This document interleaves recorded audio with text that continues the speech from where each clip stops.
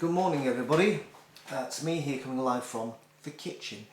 Today's a Wednesday morning and it's very cloudy outside. However, it isn't as bitterly cold as it was yesterday. It was a lovely sunny day, but my god was that cold. But I'm indoors today, so a lot better, and then I'm going to be outdoors working for the next 4 days, so hurrah for me. Anyway, as you know, I don't spend a lot of time on JW stuff. In fact, I don't spend any time going on over JW broadcasts or whatever, because I can't be honest. I'll leave that to other people who actually have the time to do it, or have got more strength mentally to be able to wade through this utter shit and to eventually break it down into segments and then give their commentary on what they've just heard. So a majority, only the big things that I really, deal with, which make, awesome, things stand out to me. And somebody, a guy called Peter, who I correspond with, well, not really, I don't write to him obviously, and he mentioned this thing about those who died in Sodom and Gomorrah and the flood. And because I hadn't seen this bit by David Splain, I missed out on it. So he sent me a link to this guy called XJW Caleb, which I will put the link to the video in my video so you can watch his comments on it and you can wade through. But it is on for an hour and a half, so oh my god, so which is why I'm going to make it just take this little segment around in relation to Sodom and Gomorrah, because I think it's quite interesting what he says. So anyway, well, I'll just listen to what he says first, and hopefully I'll stop it before whoever does XJW Caleb starts speaking. Anyway, here we go. Ever ask, for example, will none of those who died in the flood get a resurrection? Even those who may never have heard of Noah? And what about Sodom and Gomorrah? Will everyone who died in Sodom and Gomorrah sleep an everlasting sleep? The women, the children, babies. And was there not one redeemable Assyrian soldier in that band of 185,000 who died at the hand of Jehovah's angel? We don't have the answer to those questions. But we do know one thing. The merciful judge of all the earth will do what is right. Wait a minute. Did I hear that right? We don't have the answer to those questions? I thought we did. In the past, our publications have stated that there's no hope of a resurrection for those who died in the flood or those destroyed in Sodom and Gomorrah. But do we really know that? Right, okay, so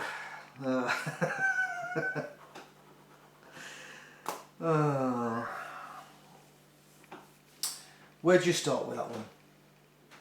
Because basically he's saying that when it comes to those that died in the flood and Sodom and Gomorrah and Sennacherib's army, where it was 185,000 got killed in one night, he's saying, was there no redeemable feature in any of these people? And he actually refers to men, and it's very similar to what's happened at the moment, what happened last night in a hospital, where all of a sudden innocent women and children are being killed, for whoever fired the missile, and still, regardless of what happened last night, innocent women and children are being killed in this war. And what he's saying, therefore, he says that those who died in the flood and those died at Sodom and Gomorrah, what was no redeemable feature of any of them? Did they all need to be killed? What sort of sin have these children committed, for instance? None, obviously. And that Jehovah, being the God of righteousness, only kills those who are unrighteous. But clearly these people are unrighteous. Now, of course, this has a modern day equivalent, because of course we know, according to the witnesses, that Armageddon, and I've seen the graphic illustrations, that does show men, women and children dying at Armageddon. It's not all, terrible people. It shows them that they are dying. And so you have to say to yourself, well, hold on a second. Surely there would have been a redeemable feature in all the people who are living today who are not Jehovah's Witnesses, and all the innocent children who have got their religious belief is absolutely conditioned by their parents. They're grown up by whoever your parents say, this is the God that we worship, Jimmy and Jenny, and I worship these gods, your grandfather, and we go back, generations. So surely, again, it's the same thing. The children who are going to die at Armageddon, why? They are going to be innocent, and yet, according to this lot, at least 7 billion people are going to die unless you're a baptized Jehovah's Witness. And again, he actually reiterates this point. He says the publications in the past had said, no, they won't get a resurrection. And yet he's now saying, and this is going back to publications in, for instance, the You Can Live in Paradise on Earth book, and that's going back to the 80s, which did get a reprint, which actually changed this point, bizarrely enough. This point about those dying now, I'm pretty sure I remember this. I think the first publication came out, and I think I was in Ellesmere Port at the time, actually said they won't get a resurrection, and then they changed the point in the reprints that thinking, I'm not too sure about that.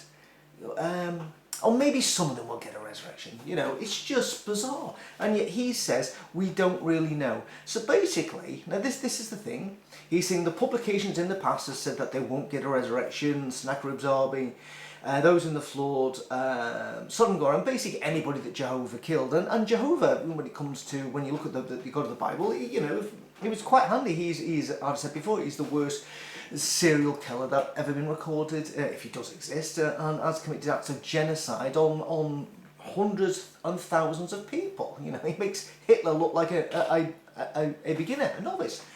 And what about all of those? What about all the Israelites who got put to death by Jehovah God? What about all those who were involved with the calf worship? All those who went in the Promised Land?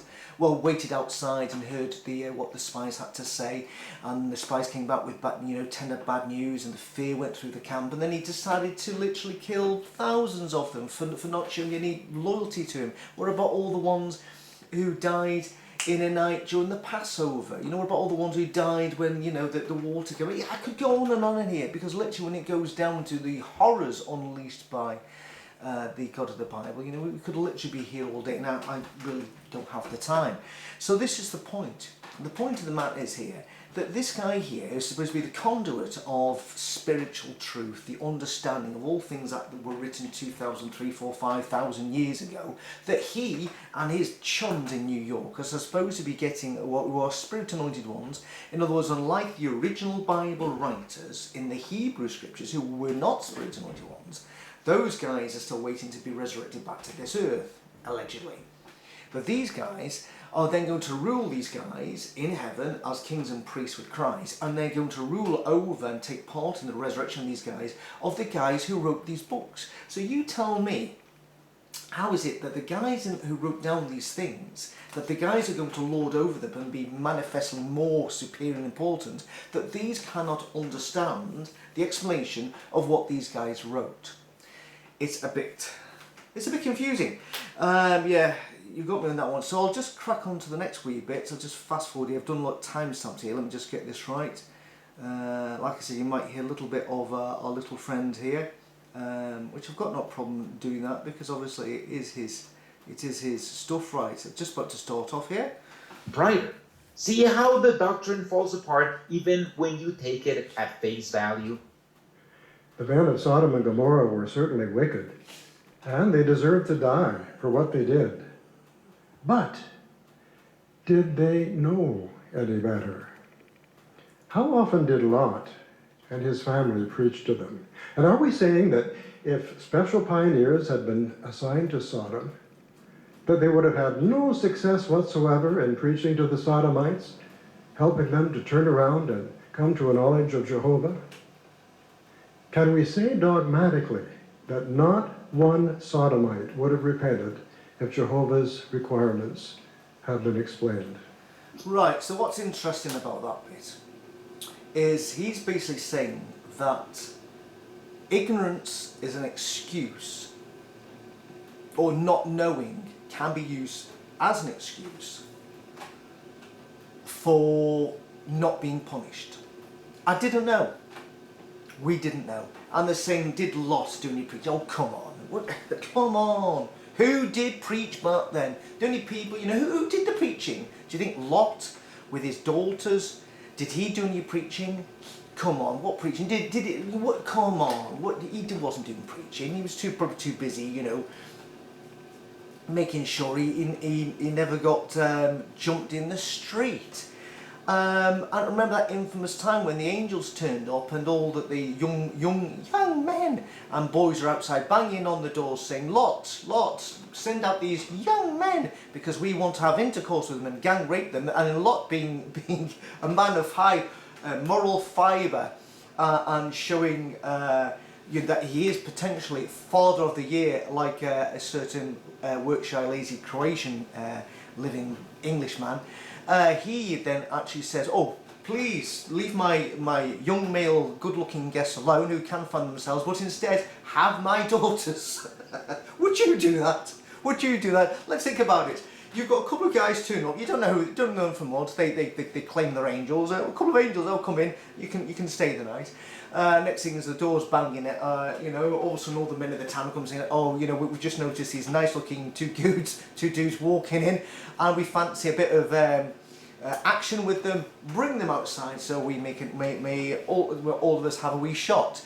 And then would you, if it was you, would you say your two innocent daughters, imagine they would be absolutely ravaged and assaulted in all sorts of various ways by a whole group of men? Would you then volunteer for your daughters, your innocent virgin daughters, to go outside and replace these men so you don't offend these two guests in your house? Is that the way it normally works? What sorts of, you know, what do we learn anything from that story? And the worst thing about this, of course, to show that nobody had any moral compass at all back then, is because when they eventually fled Sodom and Gomorrah and Lot's wife died, who remains nameless. And of course, Lot's daughters on purposely got their father drunken and both had a shot with them on two separate occasions and both got pregnant. So oh my God, you know, it's just, it makes actually events these days look quite tame when you see things like that going on. My God, it's extraordinary. And yet they actually says that, you know, if some couple of special pioneers according to Sodom Gomorrah, that clearly they would have turned around these, you know, sex addicted homosexuals. Utter bollocks. You know what I mean? They would have chapters. So, do you want to? Hello, can we come in for a Bible study? Oh, come on! But again, it's this thing that apparently they're saying that not knowing is an excuse for saying I don't deserve to die. So, the ramifications, which he doesn't mention, which are absolutely, you know, the elephant in the room is, for at Armageddon, what about the millions, I say billions of people on this earth who've never heard of a Jehovah's Witness, who don't know about Armageddon, have never even seen the Bible, never met a Jehovah's Witness, never seen these dudes on carts? What about them? What about all these men, women and children who could say when balls of fire are landing on their heads and consuming their whole Muslim, Hindu or Jewish family and say, well, we didn't know? You see the contradiction in this? It just, like I said, like I continually say all the time in my song, The Truthless Lies, it just doesn't make any sense. So anyway, here's the next bit I've just highlighted.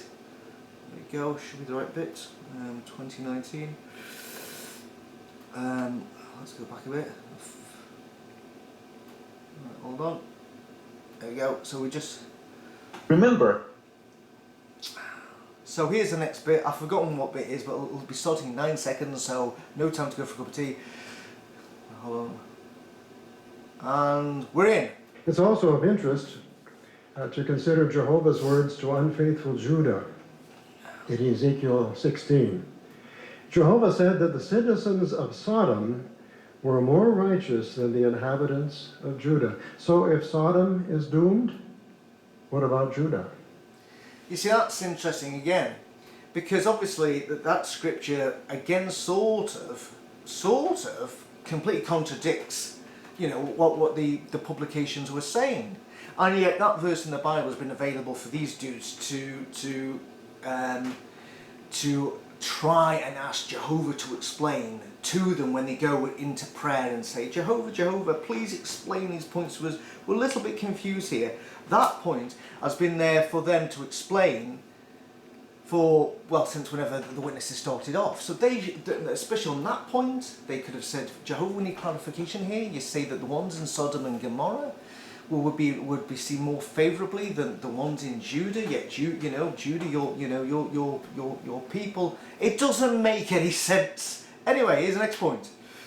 Those contemporaries certainly were wicked. The Bible says that man's wickedness was great on the earth, and every inclination of the thoughts of his heart was only bad all the time. This is about the flood. So those living at that time were sinners. But did they all get a thorough witness? Noah and his family must have been very busy building the ark. How much time did they have for preaching? And were they able to do seldom worked territory?